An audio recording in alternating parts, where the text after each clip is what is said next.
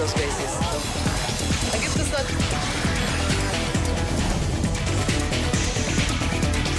Zoom a la noticia con Andrea Bernal. La región mantiene numerosos desafíos en materia de desarrollo que requieren instituciones sólidas y eficientes para enfrentarlos. En los últimos años, múltiples casos de corrupción han salido a la luz pública, afectando la confianza en las instituciones, debilitando la calidad de las democracias y el crecimiento.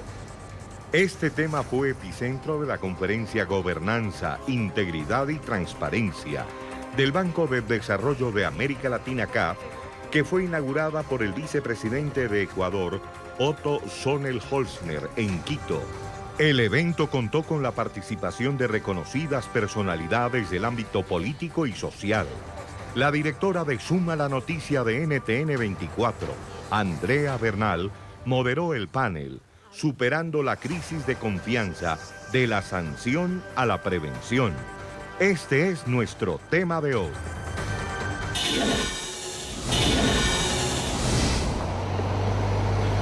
La enorme trama de sobornos de la constructora brasilera Odebrecht, que involucró a casi todos los países de América Latina, dejó en evidencia la debilidad para atacar uno de los mayores males de la región. La corrupción y los métodos para combatirla fue el tema central de la conferencia anual de la CAF, en la que se presentó el informe Integridad en las políticas públicas, claves para prevenir la corrupción.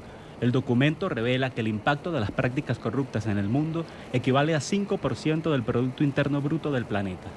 Indicadores de transparencia internacional incluidos en el informe muestran que la percepción de la incidencia de corrupción en Latinoamérica y el Caribe es ligeramente mayor que en el resto del mundo y mucho mayor si se compara con regiones desarrolladas. Venezuela, Nicaragua y Guatemala son percibidos como los países más corruptos. También destaca una encuesta realizada por la CAF en 2018 que buscó medir este fenómeno por ciudad y determinó que, en promedio, a 23% de la población algún funcionario público le había solicitado un soborno para agilizar algún trámite. El mayor índice se registró en La Paz, con cerca de 40%. Ciudad de México, Lima y Caracas también se ubican por encima del promedio de la región. Otras cifras preocupantes indican que 20% de los latinoamericanos reconoce haber tenido que pagar alguna vez algún soborno para obtener un servicio del Estado y 80% considera que los jueces castigan la corrupción menos de lo que deberían. Si bien la CAF admite que en los últimos años ha habido mejoras en la implementación de sistemas para reducir y aplacar la corrupción, la desigualdad y las crisis económicas, políticas e institucionales que padecen varias naciones latinoamericanas, demuestran que aún queda mucho camino por recorrer. Siempre es un gusto estar en Quito, estar en Ecuador, en mi país. Vivo algunos años ya en Bogotá, pero siempre es un placer volver. Soy Andrea Bernal, soy periodista de Noticias RCN de Colombia, de NTN 24 para toda América Latina. Gracias, presidente, gracias a la CAF, siempre por la invitación y por poder estar en estos espacios que nos llenan a todos y que nos hacen aprender tanto de que, como usted bien lo dijo, de este panel de lujo. Yo quiero empezar con unos números, ¿sí? Que nos pueden dar una idea del panorama cuando hablamos en este panel de la prevención a la sanción, porque siempre estamos hablando del final, de la sanción, de la cárcel, de lo que hay que hacer pero nunca vemos cómo podemos mirarlo desde otra perspectiva para prevenirla. 8 de los 20 países de América Latina incluidos en el índice de percepción de la corrupción de Transparencia Internacional se encuentran en el top 50 de los países con mayor percepción de corrupción. Según una encuesta realizada por CAF, en 10 ciudades de América Latina, 1 de cada 4 latinoamericanos declara que le han pedido una coima. Y datos también de la empresa del Banco Mundial dicen que el 13% de los gerentes y dueños de empresas de la región pues afirman que empresas similares a la suya pagan sobornos para asegurar contratos públicos. Y de ahí viene una pregunta que creo que es la que cabe en estos momentos. Y empiezo con Luis Felipe, si no les importa, les puedo llamar por su primer nombre, o ministra. Está bien. No, está bien, Mil gracias. Luis Felipe, ¿cómo estamos? ¿Mejor? ¿Peor? no pasa nada. La misma pregunta después para todos y después nos ponemos a ahondar en cada uno de esos temas. Luis Felipe, bienvenido. Muchísimas gracias. Quiero empezar diciendo el gusto que es para mí estar en Ecuador otra vez. Agradecer al presidente Luis Carranza una vez más la invitación. Felicitar a la CAF por su aniversario y por la generación de conocimiento y el apoyo al desarrollo que siempre están haciendo en América Latina. Yo creo que podemos tomar dos enfoques para responder esa pregunta. El primero, si estamos mejor en términos de los números, y yo creo que hay una heterogeneidad, pero en general se ha avanzado, pero mucho más lento de lo que deberíamos avanzar. Entonces ese sería un primer punto. Un segundo punto sería, creo que hemos avanzado en términos del cambio en la tolerancia que existe hacia la corrupción. Yo creo que todas nuestras sociedades han mostrado recientemente con muestras muy claras públicas de manifestaciones y en la discusión pública que la tolerancia hacia la corrupción se ha reducido, ha cambiado, y eso es yo creo que eso es una gran noticia para Latinoamérica. Y por último decir también que hemos aprendido en entender el problema, y yo creo que eso también es un punto muy importante. Por ejemplo, solo dos puntos en ese sentido. Uno, hemos entendido, por ejemplo, que la corrupción se manifiesta en una transacción entre dos personas, pero en realidad es un sistema, es una red, es una forma de sostener un equilibrio, acuerdos entre actores, y tenemos que pasar de un equilibrio basado en acuerdos, en deals, a un equilibrio basado en reglas. Y yo creo que esa lógica de que se combate también como un sistema y no solamente como una intervención en transacciones específicas. Significa que el diagnóstico es bueno, pero siempre hay cómo hacer más. Hay mucho que hacer. Ministra, ¿mejor, peor, no pasa nada? ¿A la gente no le importa? Mientras tenga sus bienes, sus servicios, el dinero en el bolsillo, decían ayer, siguen eligiendo a los mismos. ¿Qué está pasando en la región? Gracias, Andrea. Un saludo cordial a todos. Quiero también de manera especial a quienes son parte de la CAF agradecer por la invitación al Gobierno Nacional, específicamente a la Secretaría Anticorrupción, a este panel. Yo creo, no pecaré de ser optimista cuando digo que estamos mejor y voy a dar algunos indicadores de por qué, al menos en lo que se refiere al Ecuador. En el 2017, The Economist indicaba que tenemos un índice de democracia que nos colocaba como realmente manejada con elementos dictatoriales. A la fecha podemos estar encaminados a una democracia plena. Eso lo dicen los indicadores internacionales. ¿Por qué? Ya no se persiguen a los periodistas, ya no perseguimos a las personas que tienen un criterio distinto, ya no interferimos en los sistemas de justicia, ahora tratamos y apoyamos la institucionalidad, como lo decía el vicepresidente, y el fortalecer las instituciones públicas, y ahora también trabajamos y apoyamos a los sistemas de investigación de casos de corrupción. Prueba de ello es precisamente la conformación de la Secretaría Anticorrupción, que a pesar de tener pocos meses de conformada a través de un decreto ejecutivo, ha tenido victorias tempranas. Decía también el vicepresidente, por primera vez en la historia le hemos devuelto al erario nacional recursos públicos que les son quitados además a las poblaciones más vulnerables. Las obras sobrepresupuestadas, las obras que entregan sobornos y coimas, le quitan recursos a los pueblos que más necesitan ser intervenidos en obra de infraestructura. Y eso no lo dice la Secretaría Anticorrupción o la Presidencia de la República, lo dice incluso las instituciones que han hecho un análisis de los últimos años en el país respecto a la inversión en obra pública. Hay información de que son 70.000 millones de dólares, y hacía referencia el vicepresidente, 70.000 millones de dólares que se han desviado por concepto de coimas, sobornos, de sobreprecios. Una comisión cívica ecuatoriana habla de 35.000 millones, el PNUD habla de 2.000 millones a través de un informe que se hizo también en conjunto con la Presidencia de la República. Nosotros decimos, no nos interesa mucho pensar en cuáles son, ya sean las sanciones, y el panel se refiere precisamente a esto, cuáles son las sanciones o cuántos nuevos presos tenemos cada semana. Lo que queremos es prevenir la corrupción, y en eso, como Secretaría Anticorrupción, también tenemos muchas cosas que contar, ¿no? Y vamos a andar en eso, ministra, sin duda alguna. Alberto, bienvenido. ¿Cómo estamos? ¿Mejor? Vamos, dos mejor. ¿Cuál es su posición desde Transparencia Internacional? Bueno, primero, muchísimas gracias por la invitación. Ya a nombre de nuestra presidenta internacional, Delia Ferreira, agradecer que hayan confiado en Transparencia Internacional para estar aquí. La verdad que no puedo contestar tu pregunta, porque uno tendría que ver en qué estamos mejor y en qué estamos peor. Si hablamos de los avances tanto normativos y en declaraciones que se han hecho en los últimos 25 años, claramente estamos mejor. La corrupción no era un tema en estos foros. Cuando Transparencia Internacional se inicia, en los años 90 nadie hablaba de corrupción en el mundo. El sistema interamericano fue el primero en empezar a hablar de corrupción con la Convención Interamericana. Hoy día todos nuestros países, con excepción de 2 o 3, tenemos leyes de acceso a la información. Conocemos mejor el fenómeno, pero seguimos siendo fundamentalmente formalistas en el combate del fenómeno. Por lo cual estamos mejor en ese ámbito, en el ámbito del conocimiento del fenómeno, de hablar del fenómeno.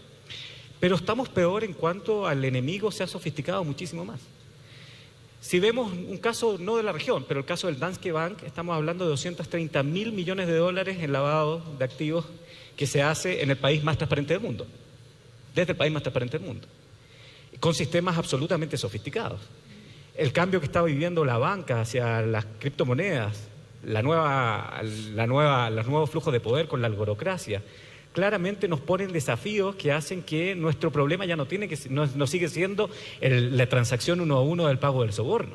Eso en general lo tenemos bastante codificado, lo perseguimos, más o menos, pero la nueva corrupción, lo que viene, la sofisticación y el daño que está causando al entorno social e institucional, que lo estamos viviendo en nuestros países, creo que nos hace ver que en ese ámbito estamos peor. O sea, avances, luces, pero también sombras. Marisol, bienvenida. Gracias, Andrea. Me uno al agradecimiento y a la felicitación para el presidente Luis Carranza y para todo el equipo de CAF. Me parece que este ha sido un tema totalmente pertinente para nuestra región. Muchas gracias por la invitación. El tema de la corrupción está en el centro de los desafíos económicos y políticos a nivel global. No es exclusivo de la región latinoamericana. Se calcula que el costo de la corrupción equivale a un 5% del Producto Interno Bruto Mundial. Y se estima también que alrededor de 1 millón de millones de dólares anuales se van en coimas, en los sobornos. Es un problema realmente muy, muy grave. Creo que es evidente que este problema debilita las democracias, crea mucha desconfianza en las instituciones, impacta el crecimiento y el desarrollo, se desvían recursos que deberían ir a los programas sociales, impacta la productividad, impacta la competencia libre y justa entre las empresas, impacta las inversiones y por último también el clima de negocios en la región. Es verdad que algunos casos recientes en América Latina han generado mucha visibilidad sobre el tema y creo que esta visibilidad también ha producido una mayor sensibilización en la sociedad y una mayor intolerancia a los temas de corrupción. El tema que hace algunos años, era tabú, era parte aceptada de una cultura latinoamericana, ha dejado de serlo. Y creo que también esta sensibilización se puede ver reflejada en algunos indicadores. En el caso del Foro Económico Mundial producimos anualmente 2 reportes que tienen una pertinencia con esta temática.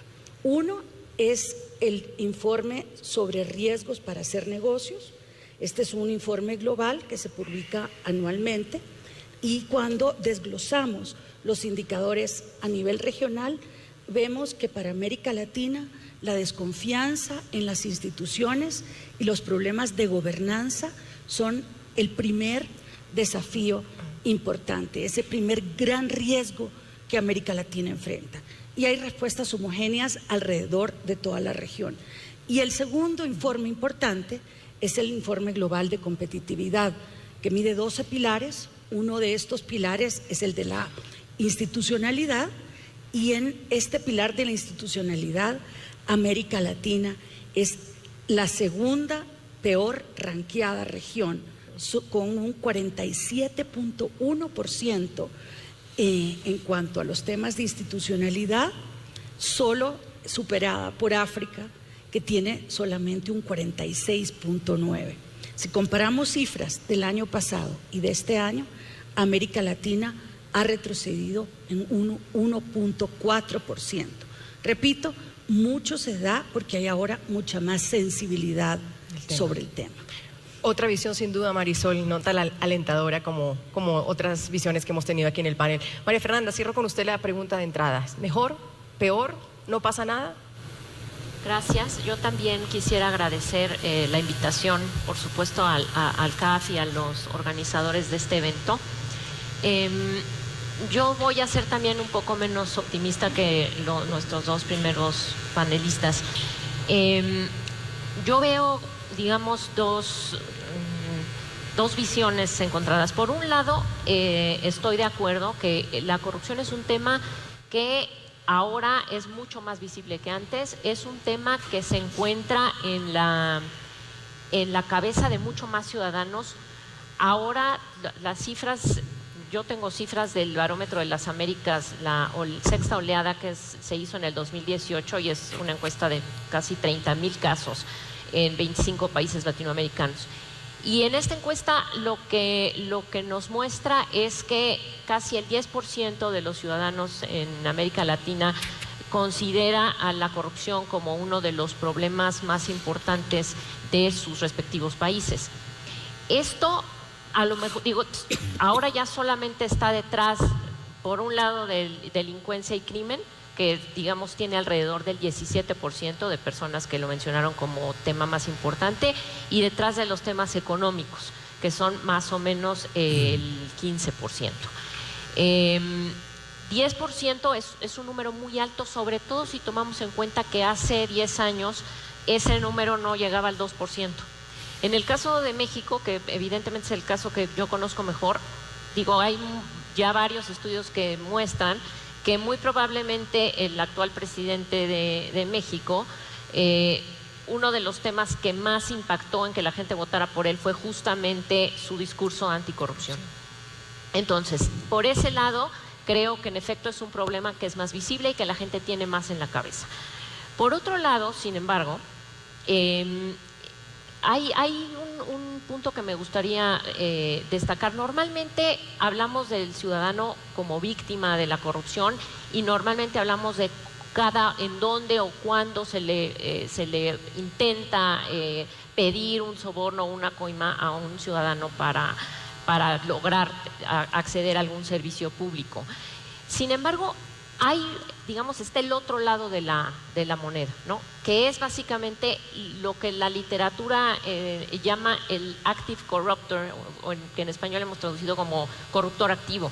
Y esto quiere decir estas personas que justifican la corrupción como un medio para hacer expeditas las transacciones con el gobierno.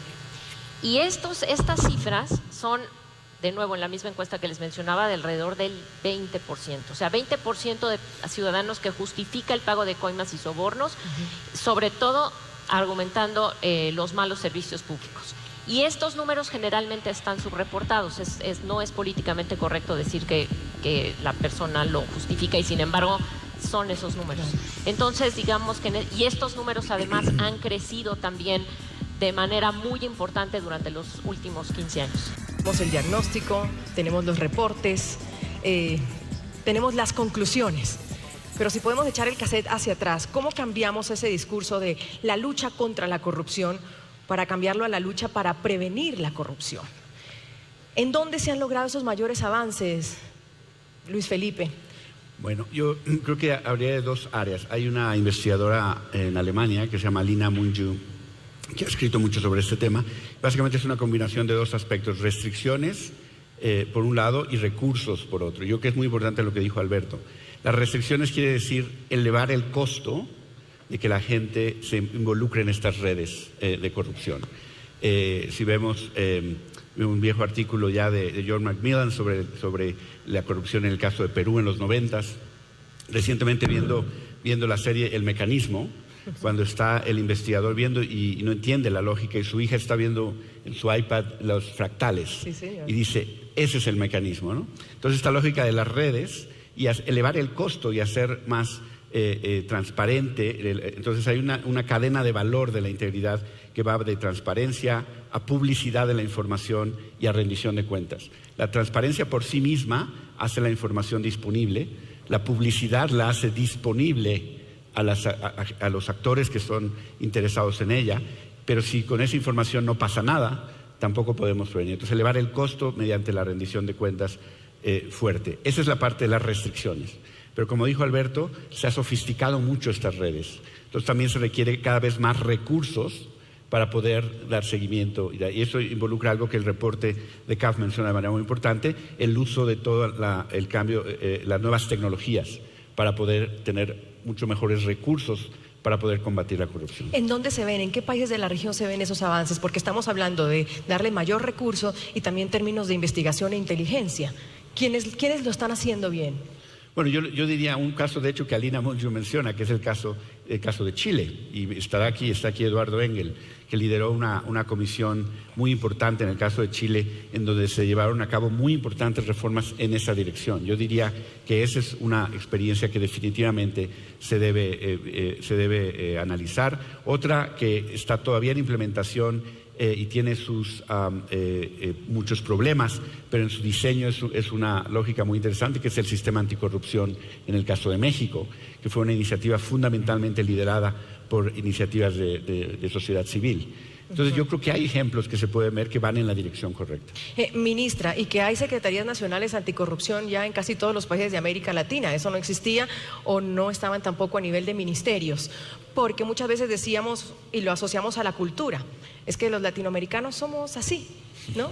Eso se escucha hasta en los colegios. Es que somos así, está intrínseco en nosotros.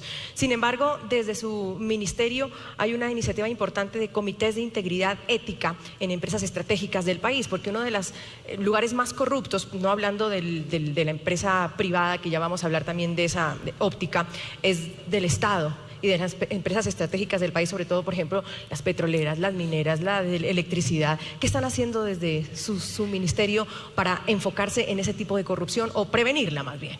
Nosotros sí estamos interesados en pasar de los indicadores, de la percepción de la corrupción, de la naturalización de la corrupción, a cuáles son las posibles soluciones. Dentro de la Secretaría Anticorrupción, de hecho, tenemos una dirección que es un observatorio que hace estudios y análisis científicos. Suscribimos un convenio recién con la Universidad de Cuenca y estamos por suscribir otros con universidades en el país para poder generar documentos, reportes, análisis científicos, papers, para que la ciudadanía pueda tener acceso además. Con esta información generamos política pública. Hemos implementado y hemos también propuesto incluso a la Asamblea Nacional las propuestas de ley que se requieren para poder tener política pública, hacer recuperación de activos y varias otras iniciativas, incluso en el sistema judicial. Los comités de integridad ética no son una iniciativa únicamente de la Secretaría Anticorrupción, ya se han implementado, por ejemplo, en Perú y con el apoyo de OCDE, que además nos brinda una capacitación técnica a través de una consultoría, y lo hicimos en principio en 6 empresas estratégicas de 21 que están adscritas al Ejecutivo. Estas 6 empresas, que están constituidas por Petroecuador, que es una de las empresas más grandes del país y que además tiene montos millonarios de contratación, Petroamazonas, CENEL, CNT, Flopec, CELEC y varias otras que también en una segunda fase implementarán los comités de integridad. Desde hace aproximadamente 5 meses empezamos con la selección del personal, obviamente con indicadores OCDE.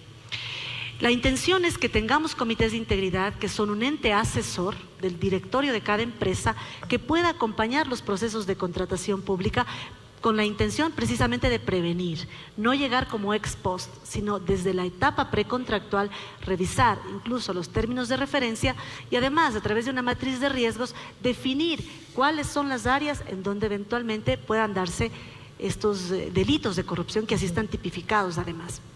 Pero esa es una parte. La segunda parte de los varios convenios que hemos suscrito además es tener la certificación ISO 37001, que es la norma antisoborno, en todas las empresas del Ejecutivo y en todas las instituciones públicas que así lo requieran. Pero no nos quedamos solamente ahí, más allá de que no sea competencia por temas de ordenamiento territorial, hemos suscrito también convenios con cerca de 100 gobiernos autónomos descentralizados que están implementando sus comités de integridad y también certificándose en la norma. Eso, Alberto, desde el Estado, que sin duda alguna siempre es vista como el mayor ente de corrupción, ¿no? Los políticos, el gobierno, el Congreso, los partidos políticos, las entidades estatales. Pero no puede haber una lucha efectiva contra la corrupción si se aborda solo desde el sector público. ¿Qué pasa en el sector privado cuando Odebrecht nos sorprendió hace algunos años atrás, y eso todavía sigue el escándalo? es que el sector privado también es corrupto. Bueno, muchísimas gracias por tu pregunta, porque en general el sector privado es el gran ausente de este tipo de foros. Exacto. Y es el gran ausente porque existe una dicotomía entre lo que seguimos entendiendo por corrupción y la definición que el ciudadano entiende por corrupción, que es una definición mucho más amplia, que nosotros la ponemos en las siguientes palabras: el abuso del poder delegado para el interés particular. Y eso incluye un público y un privado. O sea, un empresario que se colude con otro empresario, quizás en términos propios del derecho penal no está cometiendo un acto de corrupción, pero para los ojos de la gente está cometiendo un acto de corrupción, claramente. Por lo cual, lo primero es sentar a la mesa al sector privado y decir: usted tiene mucho que hacer. ¿La tienen clara, Alberto? Perdón, te interrumpo porque me parece muy interesante. ¿El sector privado tiene clara qué es un acto de corrupción? Al sector privado, que le ha empezado a doler el bolsillo por la persecución a través de la FCPA o de otras normas como la Anti-Bribery Act o las normas australianas, se han empezado a dar cuenta. Pero mi experiencia con las grandes empresas de la región, que sigue siendo algo absolutamente más bien de: voy a obtener el certificado de la ISO 37001, voy a crear un sistema de compliance, que alguien me venda un certificado y con eso me confío. Y creo que eso es de una ingenuidad tremenda, que los directorios en general en Latinoamérica de las multilatinas no están preparados, con excepción de aquellos que sí han sido perseguidos. O sea, yo creo que el caso de Odebrecht nos demuestra cómo la corrupción puede ser del más alto nivel con una sofisticación total. Compraron su propio banco, tenían su propia red de internet. De eso estamos hablando. Es más parecido al cartel de Sinaloa que a otra cosa, por la sofisticación. Por lo cual el sector privado tiene que dejar de ser ingenuo y tiene que ser parte de la solución. Y para ser parte de la solución, una de las primeras cosas que debiésemos hacer, y que incluso en Transparencia Internacional nos cuesta muchísimo, es subirlos a la mesa. Este no es un problema que vamos a solucionar solamente entre los funcionarios públicos o las ONG o los expertos que nos dedicamos a esto. ¿Por qué cuesta tanto subirlos a la mesa? Uno, porque seguimos teniendo esta definición restringida: soborno, cohecho, que es lo más fácil de medir, por eso la tenemos ahí, pero no estamos viendo los otros fenómenos. Y segundo, porque, bueno, es muy difícil reconocer que en la familia de uno hay corruptos. Marisol, desde y eso duele. La estigmatización, sin duda alguna. Marisol, desde World Economic Forum ustedes también tienen una iniciativa justamente para involucrar al empresariado, para decir: es que la corrupción no es solo desde el sector público, pero hay quienes dicen: bueno, es que si uno no da una coima al sector público, pues quiebra mi empresa, no tengo cómo trabajar, porque es lo que entonces se vuelve un círculo vicioso sin duda alguna del que nadie puede salir. ¿Qué dice desde tu experiencia el empresariado frente a lo que vive América Latina en temas de corrupción?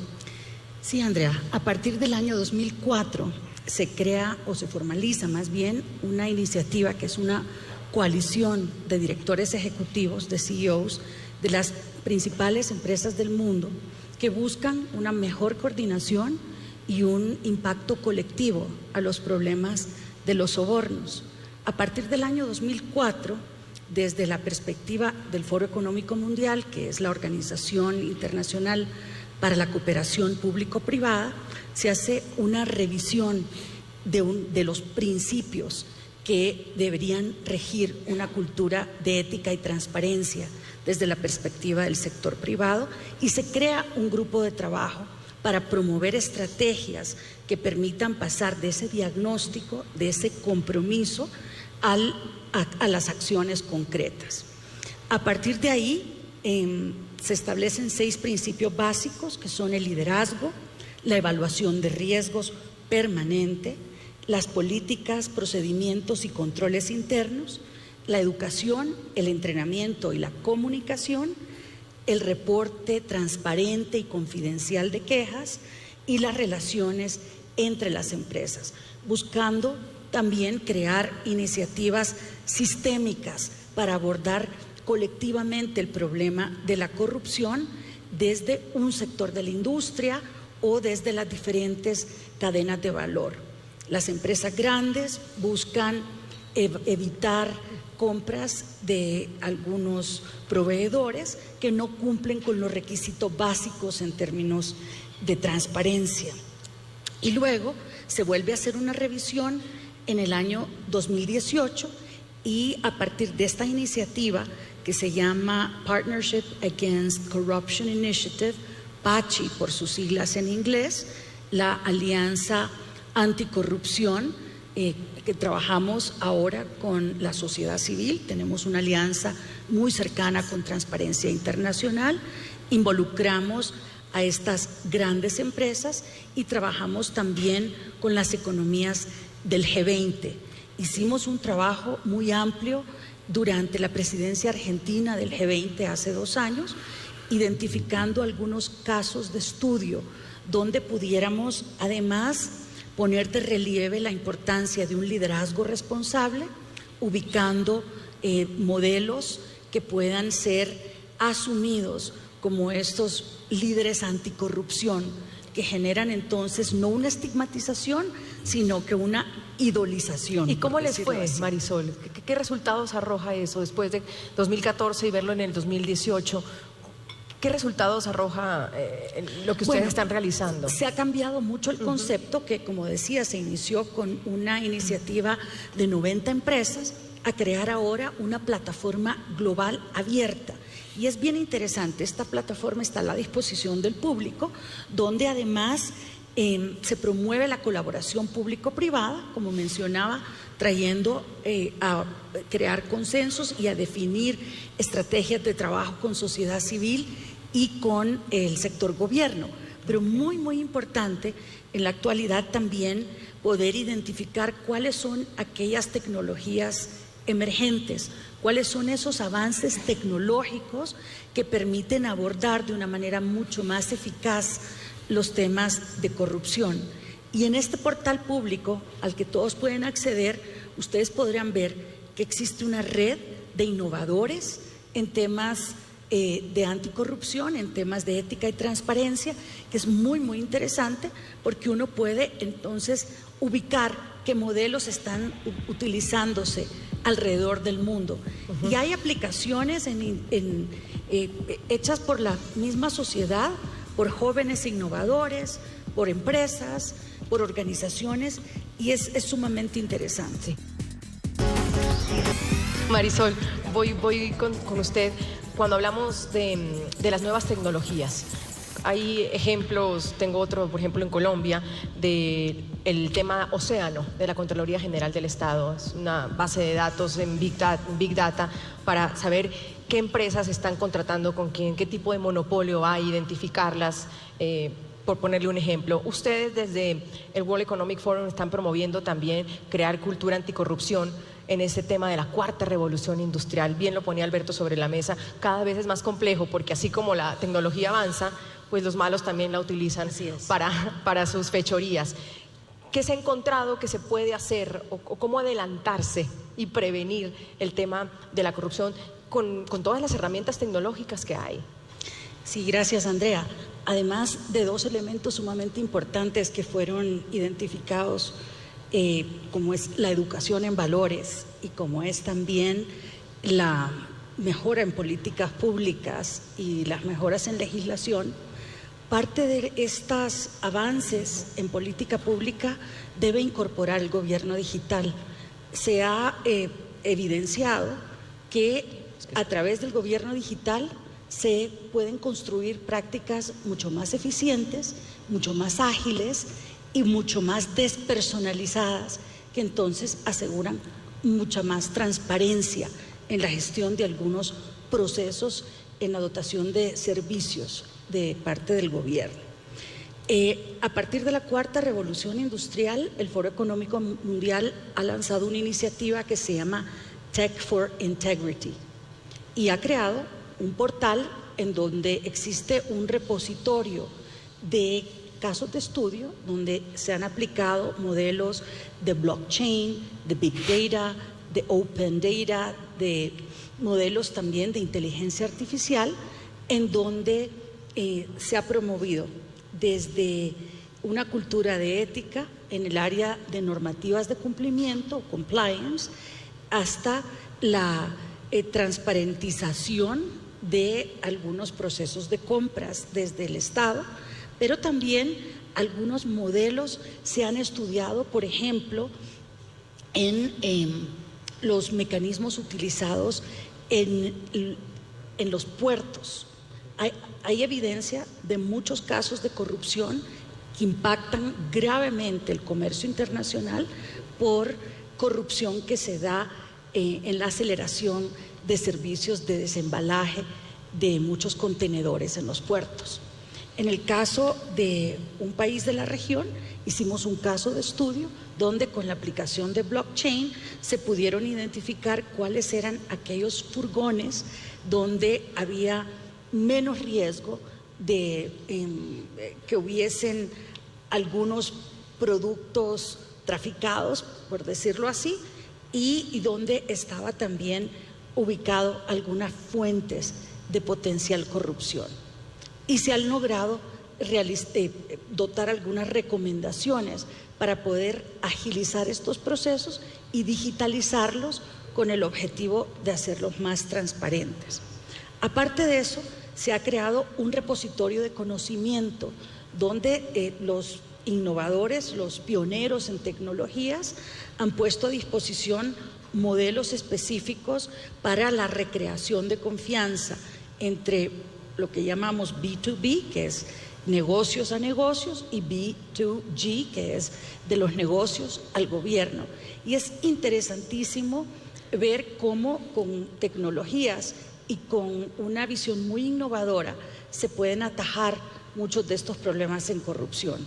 Aparte de esto, de este receptorio de conocimiento y de innovadores, también se está trabajando en la creación de una red multidisciplinaria en donde se puedan poner a la disposición del público las mejores prácticas, con una idea de utilizar algunos de estos casos que puedan ser replicables a nivel global. Entonces vamos tratando de generar a través de esta iniciativa Tech for Integrity un movimiento mundial para asegurar una cultura de ética y mayor transparencia. Fernanda, tengo el reloj que ha saltado varias veces, entonces si voy larga de tiempo alguien me avisa, o si voy corta de tiempo me avisan. Perfecto, gracias. Fernanda, ¿cómo se mide la corrupción? Me gustaría quizás entrar en ese tema porque aquí también he escuchado mucho el tema de la percepción de la corrupción. Y esa palabra a muchos investigadores y también gente de los gobiernos o quienes luchan contra la corrupción a veces no les gusta porque es como la percepción de inseguridad. Entonces, o somos inseguros, o estamos seguros o no estamos, o es lo que siente la gente. ¿Hay una percepción de corrupción o hay corrupción? ¿Y cómo la mide?